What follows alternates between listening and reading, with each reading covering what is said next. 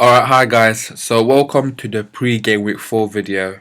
And I received a message and it was basically in regards to my previous videos that I should kind of explicitly state maybe which players people should look at for a particular week. And not even just that, maybe just a player that is highly recommended from me, which not necessarily I've brought into my team, but I've considered. Now, if you guys actually listen to my post and pre-gaming videos, you will see that I do kind of mention individual players for individual teams when discussing fixtures. However, what I'll plan to do next week is probably after every 4 game weeks, is just make a separate video on players that I think people should look at for individual teams. Give some explanation why, because I think it's important for you guys to also not just to get the players and in a way get spoon fed, but to understand the reasoning and the rationale behind it. So yeah, let me just start now with the fixtures, and we've got Newcastle Arsenal with a 12:45 kickoff. Obviously, Newcastle got a very good point at Old Trafford and could have won the game. Yarmat is still suspended, so Stephen Taylor will occupy the centre back position. And at £4 million, he's actually relatively cheap, but a lot of people got him originally in the team, like me, because of his value. But I was aware that there's a part that he might become part of the first team setup, and let's not forget he did get injured last season.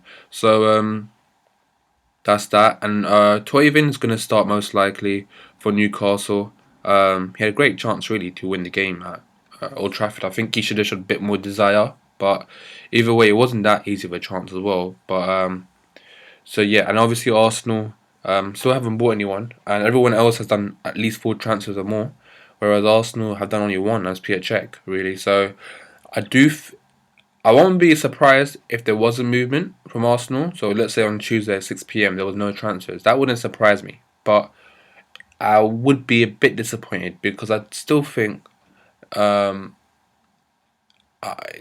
Arsenal can initiate a move for some world-class player out there. I find that hard to believe. Think of it like this: people say Real Madrid can get any player they want. That's also true as well. But Real Madrid and the wages they offer is a different spectrum to Arsenal. Arsenal don't offer that type of wages. You look at Kevin De Bruyne and the kind of wages that have been offered from Man City. That's not what Arsenal do. They have their own principles of how they run their team and how they run their club essentially. So, but I mean, I'm hearing a lot of rumours, but at the moment nothing concrete. And in terms of this game, I mean, Arsenal did win this fixture last year with Giroud 2 goals. I think. I'll be surprised to see that Arsenal have lost if they lost this game. Koscielny and Mertesacker. I don't know how. I mean, there's a good chance that Koscielny will come back, and there's also a good chance that Mertesacker will come back as well. Apparently, it's flu and etc. And apparently, there was a collision in training for Koscielny or something. So, but either way, I'll just say that I do think Arsenal win this game. But I don't think it will be a clear, convincing win in the sense that I think it will be a relatively tight game. I think the best that Newcastle can hope for is maybe a draw. I don't see Newcastle winning this game. I think attackively, they haven't still kind of figured out what's their best forward lineup. To be honest, they've got Cisse, they've got Mitrovic. I don't even think the manager's aware of his first 11 yet. So we're still early in the season, but I think that's something that Newcastle need to kind of settle down and focus on because they need to give players a run of fixtures. Now, with the 3 o'clock kickoffs, we've got Villa and Sunderland. Apparently, a bug has hit a lot of the Villa players, and obviously, Sunderland has completed the signing of Toivonen. I think I do expect kind of to see Villa to win this game because I think Sunderland are kind of been quite hopeless in defence recently. But let's see. Maybe the point they gained at home at Swansea might have galvanised a lot of the Sunderland players. So. But if there's a lot of players hit by the bug, then let's be frank, Villa haven't got that great of a pick of a squad. There's even talk that Chiare picked up a little injury in the game midweek, so then maybe Sunderland have a chance. But at the moment, if all the players are okay, relatively fit, they've got Richards and everyone, then I expect Villa to win this game. Bournemouth and Leicester, I think Bournemouth come back from a great win from last week, 4-3, and Leicester obviously had a great start to the season. The way I see this is potentially a draw. I think Bournemouth they actually should have won the game at Anfield, like I mentioned. Played well against West Ham, although defensively it won't be many times during the Premier League decade you will see a team conceding 3 goals and winning the game. It's very rare. So Bournemouth should kind of consider that result as an anomaly and kind of make sure they don't concede a lot of goals in the back, because if they do, then I'm afraid in this season, in this league, you're not going to survive and you might just end up getting relegated.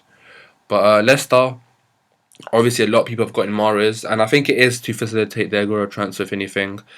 And he's someone that even I was considering for Sinclair, but having seen Sinclair net hat trick midweek, it's kind of, even though his value went down, it's kind of said to me, okay, look, let me give him a bit more chances for now, because I'm not in a hurry to do that transfer. And but obviously, people are getting Mahrez in, and it's interesting to see how obviously Leicester have got Gogan Inlet in. I think they're going to slowly put him into their team, but I think this will be a draw. In regards to Chelsea and Palace, Palace obviously have a good away record under Alan Pardew, but I think Chelsea, knowing they're 5 points off, I just think they're going to win this game. Wait, let's just say this: I won't be surprised if Crystal Palace does get something out of this game, but I think all the indicators look at Chelsea winning this game. And obviously, Costa's hit a bit of form, Pedro's hit a bit of form. I think people who've got Fabregas, they need to decide in fantasy how they want to play it. Do we want to upgrade to Hazard, his value's gone down a bit, or Pedro possibly? I mean, Fabregas right now is not looking as a great purchase at the moment in fantasy. Liverpool and West Ham. West Ham obviously have lost 2 games on the bounce at home, and I mean the manager Bilic he admitted that he's focusing a lot on players that might come into the team rather than the players that are in the team, and that's not surprising, and that's probably something that advocates having the transfer window closed before the season starts. But the fact is, it runs and it expires on Tuesday, so they have to live with it. But I think with Nolan gone, West Ham obviously are kind of in a new breed of players essentially, and with Liverpool home, I think this is the kind of game Liverpool in the past, in the recent few years, have kind of not done well in. They end up either losing or drawing, and I think because Bilic won't go so attackive, I can see West Ham maybe getting a draw out of this game. Liverpool don't have Henderson, so yeah, I don't actually think Liverpool will win this game. I want to go for a draw. But then again, Liverpool and both West Ham can win this game, but I see a draw. With Man City and Watford, yeah, I just expect Man City to win this game.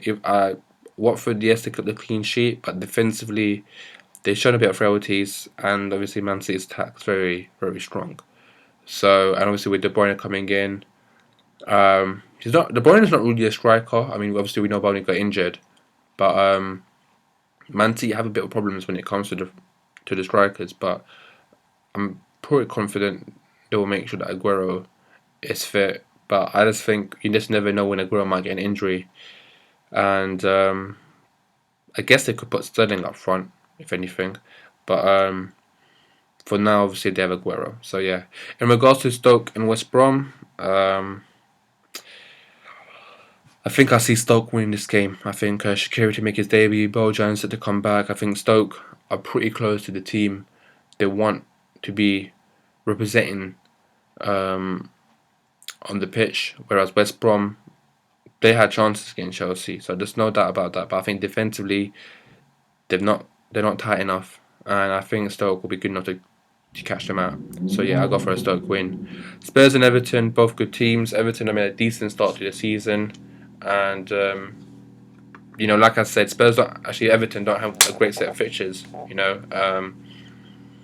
Whereas Spurs, they've only picked I think 2 points from 9 now, and they haven't won. And I don't know what the mood is like in Spurs, but obviously after going 1-0 ahead against Leicester away with 10 minutes to go, you really should, win the game. But I think I'm going for a Spurs win, and if they don't, I don't know what to say. But yeah, I just think Spurs might edge this game out, unfortunately. And even with the whole John Stone situation, NG didn't make his start in the previous game, but there's a good chance he'll start. Eriksen's still out.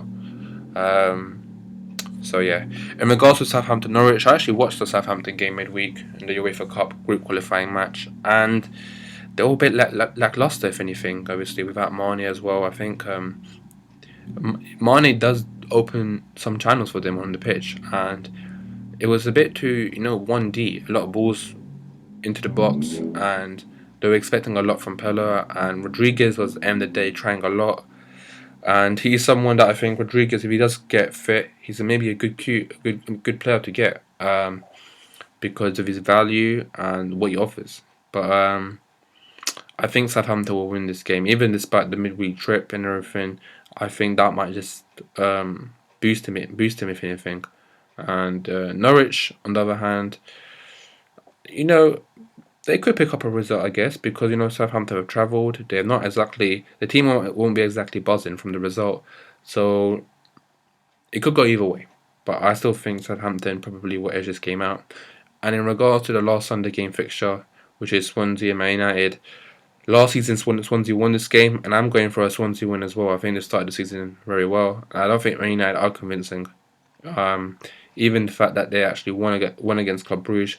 Club Brugge are actually not that great of a side, and with the trip as well, having played almost actually playing a first team, I think Swansea might edge this. Although tiredness is not so much a factor at the earliest part of the season, I just think Swansea's quality will prevail in this game. So yeah, I'm going for a Swansea win. But a draw won't surprise me at the same time as well.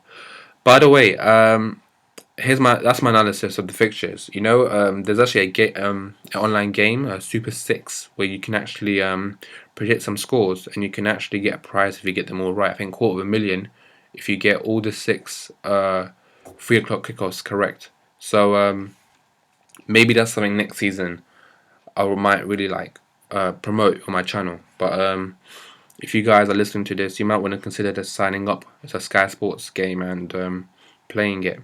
But either way, this week haven't actually made that many transfers, if anything, and I've actually got my captain as Aguero this week, and has advice. I might switch it around. I will see. Not totally decide just about now. I think the deadline is at 11:45. So yeah. But yeah, thanks for watching my video, and don't forget to join the league, which is the Fantasy Football Fan League. So yeah, until then, thanks guys, take care.